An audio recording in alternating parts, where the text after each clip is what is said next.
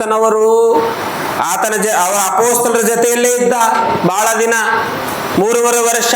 ನಿಮ್ಮೆಲ್ಲರಿಗೆ ಗೊತ್ತಿರುವ ವಿಷಯನೇ.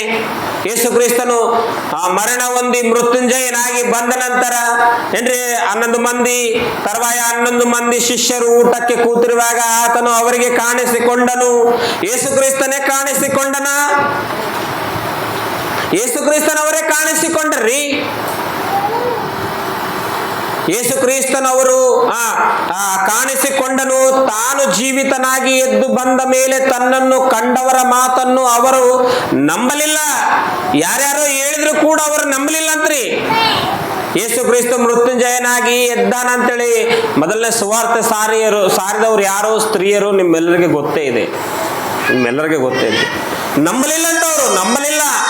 ಏನಂತಂದ್ರೆ ನಂಬಲಿಲ್ಲವಾದ ಕಾರಣ ಆತನು ಅವರ ಅಪನಂಬಿಕೆಗೂ, ಅಂದ್ರೆ ಯೇಸು ಕ್ರಿಸ್ತನ ಮೇಲೆ ಕೂಡ ಅವರಿಗೆ ಸರಿಯಾದ ನಂಬಿಕೆ ಇಲ್ಲ. ಅಂದಿನ ದಿನದಲ್ಲಿ ಇರ್ತಕ್ಕಂಥ ಅಪೋಸ್ತಲರಿಗೆ ಅಂದ್ರೆ ನಂಬಿಕೆ ಉಂಟಾಗಬೇಕು ಅವರಿಗೆ. ಅಂದ್ರೆ ಮೊದಲನೇ ಶತಮಾನದಲ್ಲಿ ಸೂಚಕ ಕಾರ್ಯ ನಡೆದ ಬಂದ್ರೆ ಅದಕ್ಕೆ ಒಂದು ಕಾರಣವಿದೆ. ಅದೇ ಏನಂದ್ರೆ ಜನರಲ್ಲಿ ಅಪನಂಬಿಕೆ ಇತ್ತು. ಜನರಲ್ಲಿ ಅಪನಂಬಿಕೆ ತುಂಬಿ ತುಳುಕುತ್ತಾ ಇತ್ತು. ಮೊದಲನೇ ಶತಮಾನದಲ್ಲಿದ್ದಂತ ಜನರು ಇಸ್ರಾಯೇಲರಾಗಿರ್ಬೋದು, ಯೂದರಾಗಿರ್ಬೋದು, ಪರಿಸಾಯರಾಗಿರ್ಬೋದು, ಸದ್ಕಾಯರಾಗಿರಬಹುದು, ಅನ್ಯ ಜನರಾಗಿರಬಹುದು, ಇವರಲ್ಲಿ ಪ್ರತಿಯೊಬ್ಬರಲ್ಲಿ ಕೂಡ ಅಪನಂಬಿಕೆ ಇರುವುದರಿಂದ ಅಪೋಸ್ತಲರಲ್ಲಿ ಅಪನಂಬಿಕೆ ಇತ್ರಿ. ನೋಡಿ, ಸ್ವಾಮಿ ಹೇಳ್ತಾ ಇದ್ದಾನೆ, ಅವರಲ್ಲಿ ಅಪನಂಬಿಕೆ, ಆತನು ಅವರ ಅಪನಂಬಿಕೆಗೂ ಮನುಷ್ಯನ ಕಾಠಿಣ್ಯಕ್ಕೂ ಅವರನ್ನು ಗದರಿಸಿದನು. ಆಮೇಲೆ ಅವರಿಗೆ, ನೀವು ಲೋಕದ ಎಲ್ಲಾ ಕಡೆಗೆ ಹೋಗಿ, ನೀವೇ ನಂಬುತ್ತಾ ಇಲ್ಲ, ನಿಮಗೆ ನಂಬಿಕೆ ಇಲ್ಲ, ನಿಮಗೆ ನಂಬಿಕೆ ಕಡಿಮೆ ಆಗಿದೆ. ನಾನು ನಿಮ್ಮ ಜೊತೆಯಲ್ಲಿ 3.5 ವರ್ಷ ಇದ್ದು ಎಷ್ಟೋ ಸೂಚಕ ಕಾರ್ಯಗಳು ಮಾಡಿದ್ರು ಕೂಡ ನಿಮಗೆ ನಂಬಿಕೆ ಇಲ್ಲ. ಇನ್ನು ನೀವೇಳುವ ಮಾತನ್ನು ಜನರು ಕೇಳಿ ನಂಬುತ್ತಾರ ಏನ್ರಿ? ನಾನು ಹೋಗಿ ಹೇಳಿದ್ರೆ ಅನ್ಕೋರಿ, ಈ ಕಾಲೋನಿಯಲ್ಲಿ ನಿಮಗೆಲ್ಲರಿಗೆ ಒಂದೊಂದು ಮನೆ ಬಂದ್ಬಿಡ್ತಾವ ಅಂದ್ರೆ ನಂಬ್ತಾರ ಏನ್ರಿ? ನಂಬ್ತಾರ? MLA ಬಂದು ಹೇಳಿದ್ರೆ ಅನ್ಕೋರಿ, ಸ್ವಲ್ಪ ನಂಬಿಕೆ ಬರ್ತದ. MLA ಹೇಳಲ್ಲ ಸ್ವಲ್ಪ ಗ್ಯಾರಂಟಿ. ಅದೇ ಮಿನಿಸ್ಟರ್ ಬಂದು ಹೇಳೇನ ಅನ್ಕೋರಿ, ಇನ್ನೂ ಸ್ವಲ್ಪ ಗ್ಯಾರಂಟಿ. ಅದೇ ಮುಖ್ಯಮಂತ್ರಿ ಬಂದು ಹೇಳೇನ ಅನ್ಕೋರಿ, ಇನ್ನು ಫುಲ್ ಗ್ಯಾರಂಟಿ ಇರ್ತದ. ಹೌದಲ್ರಿ? ಅಪೋಸ್ತಲರು ಹೇಳಿದ್ರೆ ನಂಬ್ತಾರ. ಯೇಸು ಕ್ರಿಸ್ತನ ಮೇಲೆ ಅಪೋಸ್ತಲರಿಗೆ ನಂಬಿಕೆ ಇಲ್ಲ ಸರಿಗೆ. ಅಪನಂಬಿಕೆ ಉಳ್ಳವರಾಗಿ ಅವರ ಮನಸ್ಸಿನ ಕಠಿಣತ್ವ ಇರೋದ್ರಿಂದ ಅವರಿಗೆ ಸುವಾರ್ತೆಗೆ ಹೋಗ್ರಂತ ಹೇಳ್ತಾರೆ. ಏನಂತ ಹೇಳ್ತದನ? ನೀವು ಎಲ್ಲಾ ಕಡೆಗೆ ಹೋಗಿ, ಆಮೇಲೆ ಅವರಿಗೆ ನೀವು ಲೋಕದ ಎಲ್ಲಾ ಕಡೆಗೆ ಹೋಗಿ ಜಗತ್ತಿಗೆಲ್ಲ ಸುವಾರ್ತೆಯನ್ನು ಸಾರಿರಿ. ಏನ್ರಿ? ಸುವಾರ್ತೆಯನ್ನು ಸಾರಿದ್ರೆ ನಂಬುತ್ತಾರ ಜನರು? ಸುವಾರ್ತೆಯನ್ನು ಸಾರಿದ್ರೆ ನಂಬಿ ಬಿಡ್ತಾರ? ನಂಬಿ ದೀಕ್ಷಾ ಸ್ನಾನ ತೆಗೆದುಕೊಂಡು ಬಿಡ್ತಾರ? ಮೊದಲನೇ ಶತಮಾನದಲ್ಲಿ ವಿಷಯನ ಮಾತಾಡಕತ್ತೀನಿ ನಾನು. ಏನ್ರಿ? ಸುವಾರ್ತೆಯನ್ನು ಸಾರಿ ಹೇಗ್ರಿ? ನೀವು ಯಾರಾದ್ರೂ ಹೋಗಿ ಸುವಾರ್ತೆಯನ್ನು ಸಾರ್ರಿ, ಬಲ್ಲೆ ಬರ್ರಿ ನೀರಿನ ಬಳಿಗೆ ಹೋಗೋಣ, ಬರ್ರಿ ನಮಗೆ ದೀಕ್ಷಾ ಸ್ನಾನ ಮಾಡಿಸ್ಬಿಡ್ರಿ ಅಂತಾರ ಯಾರಾದ್ರು? ಏನ್ರಿ? ಯಾರಾದ್ರೂ ಅಂತಾರ? ನೀವು ಎಲ್ಲ ಲೋಕದ ಎಲ್ಲಾ ಕಡೆಗೆ ಹೋಗಿ ಜಗತ್ತಿಗೆಲ್ಲ ಸುವಾರ್ತೆಯನ್ನು ಸಾರಿರಿ.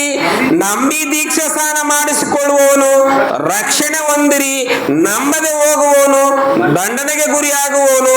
ಇದಲ್ಲದೆ ಅವರಿಗೆ ಕೆಲವು ಪವರ್ಸ್ ಗಳನ್ನ ಕೊಡ್ತಾ ಇದ್ದಾನೆ. ಕೆಲವು ಪವರ್ಸ್ಗಳು. ಅಪನಂಬಿಕೆ ಉಳ್ಳವರಾಗಿರಿ ನೀವು ಅಪನಂಬಿಕೆ ಉಳ್ಳವರಾಗಿರಿ. ನಿಮಗೆ ನಂಬಿಕೆ ಬರಬೇಕು ಅಂತಂದ್ರೆ ನಿಮಗೆ ಪವರ್ಸ್ ಕೊಡ್ತೀನಿ. ಪವರ್ಗಳನ್ನ ಕೊಟ್ಟನದೇ ಯೇಸು ಸ್ವಾಮಿ 1ನೇ ಶತಮಾನದಲ್ಲಿ ಅಪೋಸ್ತಲರಿಗೆ.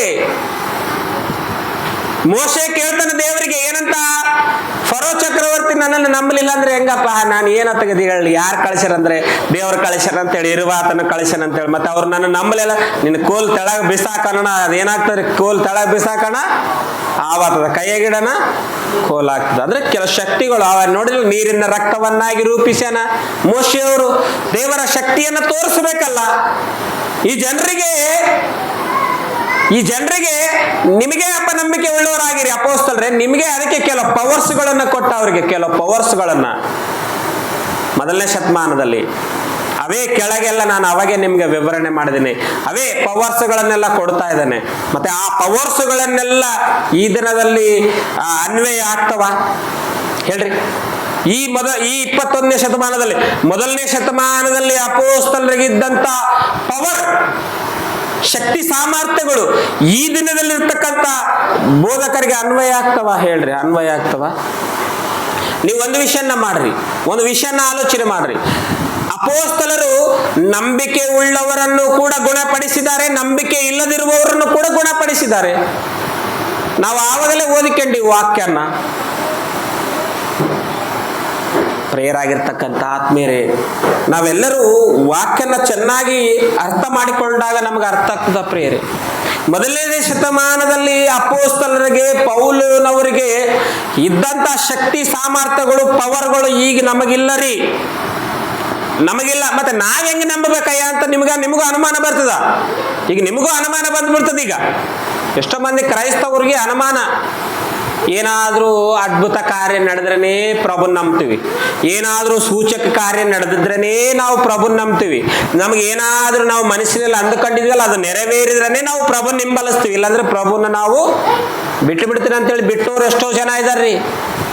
ಏನೋ ಆಸೆ ಇಟ್ಟುಕೊಂಡು ಕೇಸಿ, ಏನೋ ಆಲೋಚನೆ ಇಟ್ಟುಕೊಂಡು ಕೇಸಿ ದೇವರ ಸನ್ನಿಧಾನಕ್ಕೆ ಬಂದು ಕೂತುಕೊಂಡು ಸ್ವಲ್ಪ ದಿನ ವಾಕ್ಯವನ್ನು ಕೇಳಿ ಅವ್ರ ಮನಸ್ಸಿನೆಲ್ಲ ಅಂದುಕೊಂಡಿದ್ದು ನೆರವೇರದೆ ಹೋದಾಗ ಅವರು ಕ್ರಿಸ್ತನಿಂದ ದೂರ ಆದಂತ ವಿಶ್ವಾಸಿಗಳು ಎಷ್ಟೋ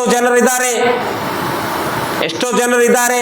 ಅದಕ್ಕೆ ಪೌಲನವರು ವಿವರಣೆ ಮಾಡ್ತಾ ಹೋದ್ರೆ, ಮುಗಿಸ್ತೀನಿ ಬರೆಯರೆ, ಇನ್ನೊಂದು 10 ನಿಮಿಷದಲ್ಲಿ ನಿಮಗೆ ನಾನು ವಾಕ್ಯವನ್ನು ಮುಗಿಸ್ತೀನಿ ಬರೆಯರೆ.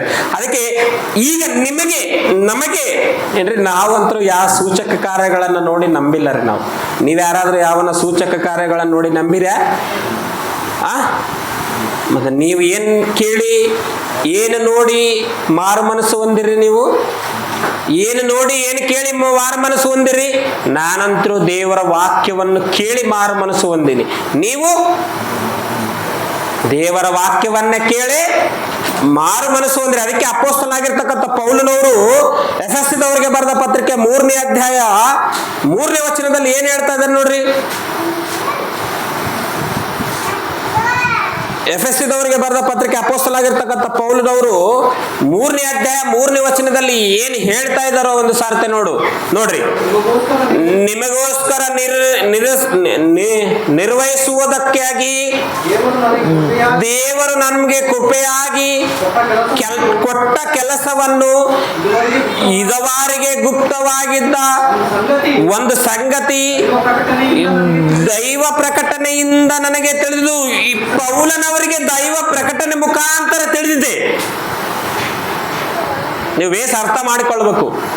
ಪೌಲನವರಿಗೆ ದೈವ ಪ್ರಕಟಣೆಯಿಂದ ತಿಳಿದಿದೆ. ನೀವು ಕೇಳಿದ್ದೀರಲ್ಲ, ಅದನ್ನು ಕುರಿತು ನಾನು